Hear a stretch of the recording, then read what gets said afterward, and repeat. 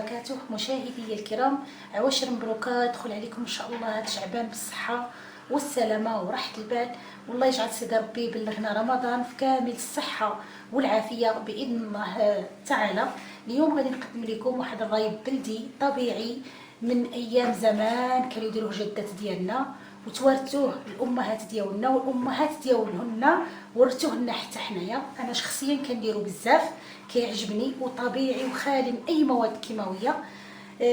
هاد الرايب هذا كنديروه حنا كنقولوا الحك ديال القرنيع او الحك ديال القوق، كنقولوا لها هذا، نقولوا له الحك. هذا هو هذا الشعر او الزغب ولا كل واحد كيفاش كيسميه نتاع القوق، كنشريوه من عند العطار ولا كتجيبيه نتيا، تجيبي القوق ديالك ويكون داك القوق الفيولي، داك الصغيور، داك القوق الصغيور اللي كنجيبوه ونسلقوه هذاك ولا نطيبوه، نحيدوا له داك الشعر ديالو ونيبسوه. بطبيعه الحال نغسلوه ونخليوه يبس على هذا الشكل هذا. شوفوا هنا مشاهدينا الكرام، راه عاد باقي داك الشعر ديالو ولا الزغب ديالو مازال فيولي، مازال عندي انا هاد الحبات فيولي، لان القوق داك الصغير والمشوك والفيولي هو اللي كيجي به هذا الرايب هذا، كيجي ولا اروع منه. ويكون ولا مشيتو شريتوه على العطار قولوا له عطينا نتاع هذا العام، يعني يكون ما يكونش تاع العام الماضي، ولا باش يجبل لكم هذا الرايب هذا بهذا الحليب هذا. على بركه الله غادي نبداو في المقادير ديالو، سهله جدا وبسيطه. غادي نحتاج انا هنا لتر ديال الحليب، يعني تقدروا ديروا نصف لتر، ديروا نصف لتر، ولكن الا بغيتوا ديروا يعني تضاعفوا الكميه داكشي على حسب عدد الاسره اللي عندكم. بالنسبه للحليب كيجيب الحليب ديال العبار، يعني اللي كنشريوه من المحلبه. وانا اليوم باش نسهلها عليكم انا عندي باش نجيب المحلبه غير حدايا باش نجيب يعني الرايب الحليب من المحلبه، ولكن باش هكذا الاخوات حتى اللي بعاد وخارج يعني خارج الوطن ما يحداهمش المحلبات نتاع العبار، الحليب ديال العبار جبت لهم الحليب ديال الكرتون. ماشي كندير اشهار للحليب ولا، ولكن كنقول لكم باللي الحليب ديال الكرتون ماشي الحليب ديال الشكاره اللي كنشريوه هو اللي غادي يصدق به هذا الرايب هذا. الحليب غادي نحتاج لتر ديال الحليب، وغادي نحتاج هذا الحك اللي واحد الكميه اللي لا باس بها كما كتشوفوا هكا، ما عندناش كميه محدده، ولكن يعني كتجيب واحد الكمشه كما كنقولوا هكا، كمشه على هذا الشكل هذا، هي كميه لان غادي ندير لتر. وهنا الحليب يكون كامل الدسم، هذا الشيء اللي كاين.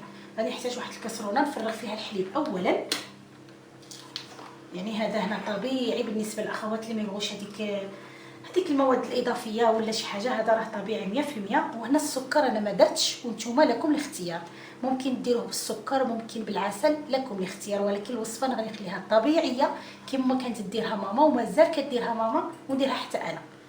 بسم الله على بركه الله. غادي ندير هاد اللتر ديال الحليب هنا في واحد الكاسرون،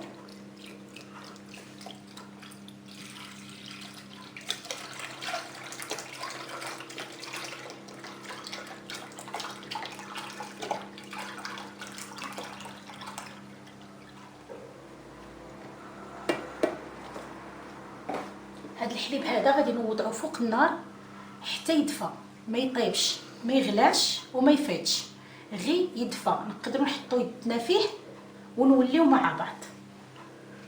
بسم الله. بالنسبه للحليب ديالي انا راني هنا دفيته كما قلت لكم، نقدر نحط فيه سبعي وما يحرقنيش. بالنسبه لهذاك الحك ولا الشعر ديال القرنيع او الزغب ديال القرنيع درتو في هذا الثوب هذا اللي كيكون يعني يبين وفي نفس الوقت عنده العوينات ديالو باش غادي نعصروا فيه مزيان هكذا كما كتشاهدوا. وممكن ديروه نتوما في ثوب حياتي، المهم الثوب اللي عندكم كيخرج. وغادي نوضع هذه الكميميسه هنا في هذا الحليب هذا، وغادي نبدي ندخل مزيان، وفي نفس الوقت انا نعصر هكذا يدي ضروري غادي يكون نقي بطبيعه الحال. وغادي نبقى بهذه الطريقه هذه نديرها عده مرات حتى يتغير اللون ديال الحليب يولي بني فاتح. يعني الا شفتوا وريصانكم درتو كميه قليله من هذا الزغب هذا زيدوا، ما تخليوش كميه الزغب غير قليله هكذا حتى يتغير اللون ديالو. علاش ما درناش بالحليب ديال الشكاره؟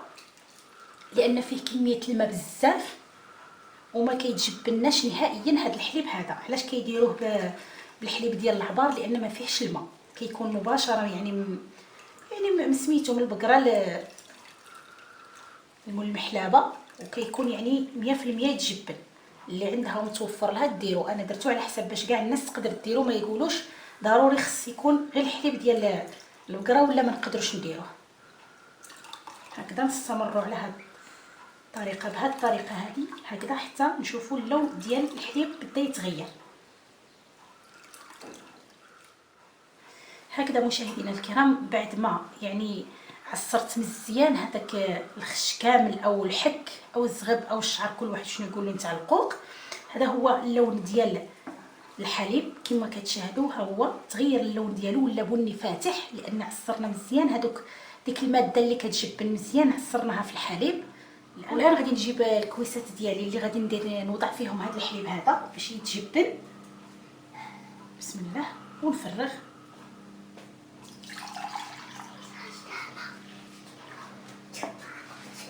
هكذا، نزيد في الكاس الثاني هكذا على هذا الشكل. واللي بقى لي انا غادي نوضع فيه السكر باش غادي نديرو لوليداتي لان يبغيو بالسكر. هذا غادي نخليه ليا والزوج ديالي، واللي بقى غادي نوضع فيه واحد شويه ديال السكر ندير لهم في كويسات باش غادي يشربوا ياكلوه بحلو. هكذا ندير عليه انا واحد بابيسي الفريزي هكذا، يعني عادي غير باش ما تدخلش فيه شي حاجه.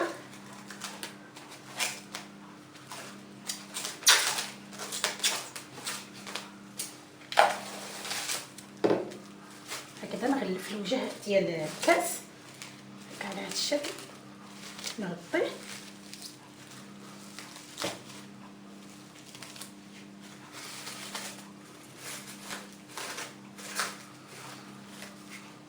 نغطي الوجه الثاني تاع الكاس هكا. نخليهم هنا على جنب فوق البوطاجي ديالي حتى يبردوا لي، وعاد ندخلهم للثلاجه يبردوا. غادي ياخذوا مني واحد نص ساعه ولا ساعه.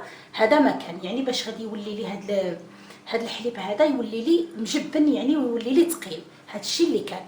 وإلا شفتوه ودرتوه وشفتوا الحليب ديالكم ما تجبنش بزاف وجا خفيف، راه غير من الحليب اللي درناه. ما من كنديروه بالحليب ديال العبار راه كيجي تحطي عليه المعلقه تجي واقفه.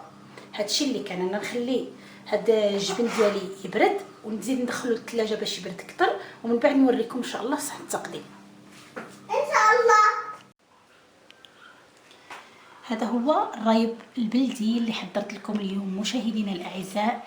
كما كتشاهدوا معايا من بعد ما يعني تجبن وشد راسو مزيان، حوالي انا شد لي 2 ديال السوايع، يعني ماشي 2 ديال السوايعات باش تجبن، انا كانت تجبن وخليته 2 سوايع يعني حتى وصلت المرحله ديال الغدا. يعني عاد راني غادي نحطو دركا.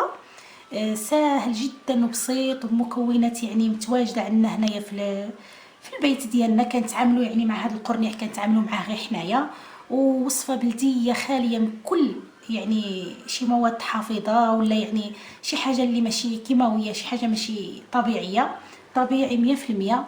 وكما قلت لكم خص يكون غير الحليب اللي يكون يعني جوده مزيانه، اما تاع الكرتون اللي قلت لكم او تشريو ديال العبار، يعني يكون نيشان من البقره اللي عندكم، يكون يعني عاده كامل الدسم باش تشد فيه هذا يعني هذه الماده نتاع الشعر. وكما كتشاهدوا هكا ها هو ما كيصرى فيه حتى شي حاجه، يعني امامكم الفيديو امامكم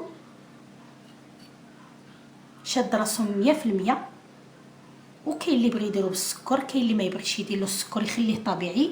كما قلت لكم انا هادو خليتهم طبيعيين، ها على كما مولفه كانت دير لهم الام ديالي، وفيهم واحد المذاق روعه نتاع هذاك الشعر نتاع القرنيع، وبلدي وطبيعي وسهل بسيط. يعني بالنسبه حتى اللي في الخارج راه متواجد، وكاين اخوات ديالي انا كاينين متواجدين في الخارج قالوا لي متوفر عندنا هذا الشعر او الخش ديال القرنيع.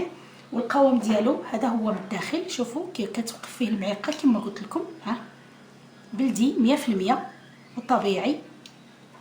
وهذا هو قوامه، ولا اروع منه ومذاقه ولا اروع صراحه. صدقوني واحد المذاق مخير، ووصفه قديمه من الزمن الجميل ونتاع الجدات ديالنا ونتاع الامهات ديالنا، وطبيعي في نفس الوقت. نتمنى ينال الاعجاب ديالكم وتجربوه وتردوا عليا في لي كومونتير. يصلح لنا بزاف في هذا رمضان، السحور ولا مور العشاء كيجي زوين بزاف خفيف. والله يجعل سيدي ربي يدخل علينا هذا رمضان بالصحه والهنا وباش تمنينا. ما تنساوش اعزائي المشاهدين الاشتراك في القناه والضغط على الجرس باش دائما يوصلكم كل جديد ووضع جيم للفيديو. والى ان نلتقي في وصفه اخرى ان شاء الله.